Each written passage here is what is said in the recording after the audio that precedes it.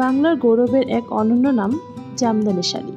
শত শত বছর ধরে এই শাড়ি পোশাক নয়, হয়ে উঠেছে সংস্কৃতির প্রতীক, রুচির নির্দেশন আর বাঙালি নারীর গর্বের অলংকার।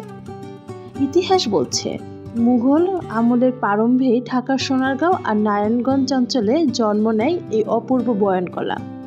তখনকার নবাব রাজারা জামদানিকে দেখতেন রাজকীয় পোশাকের মর্যাদায়।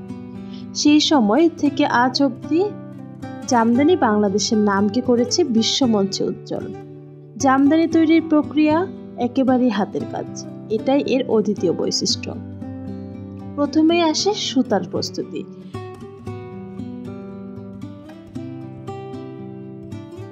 খাঁটি সুতির সূক্ষ্ম সুতা ধীরে ধীরে কেটে পাকিয়ে মসৃণ ধাগায় রূপ দেওয়া হয়। এই সুতার প্রতিটি সুতো যেন ভবিষ্যতের নকশার প্রথম ধাপ। এরপর শুরু হয় আসল জাদু। তাঁতের সামনে পাশাপাশি বসে থাকেন দুজন দক্ষ কারিগর। তাদের চারপাশে ছড়িয়ে থাকে নকশার ছক, রঙিন ধাগা আর নিখুঁত মনোযোগের আবহ। নকশা আঁকা হয় আগে থেকেই, ফুল, লতা, পাতা, কখনো জ্যামিতিক মোটিভ। তারপর তাঁতের ফাঁকে ফাঁকে প্রতিটি নকশার ধাগা ঢুকিয়ে তৈরি হয় অমলিন কারুকাজ। এ যেন প্রতিটি সুতোর ভেতর লুকিয়ে থাকা শিল্পীর হৃদস্পন্দন।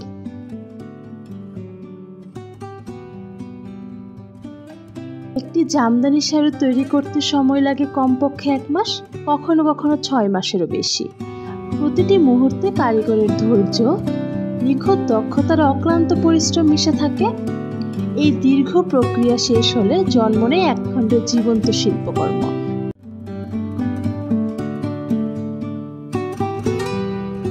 যা কেবল পরিধানের জন্য নয়, উত্তরাধিকার সংরক্ষণের জন্য অমূল্য। জামদানি শুধু পোশাক নয়, এটি আমাদের সাংস্কৃতিক পরিচয় প্রতীক। এখানে মিশে আছে হাজার বছরের শিল্প কৌশলের উত্তরাধিকার, বাঙালি সমাজের রুচি আর সৌন্দর্যের নিদর্শন।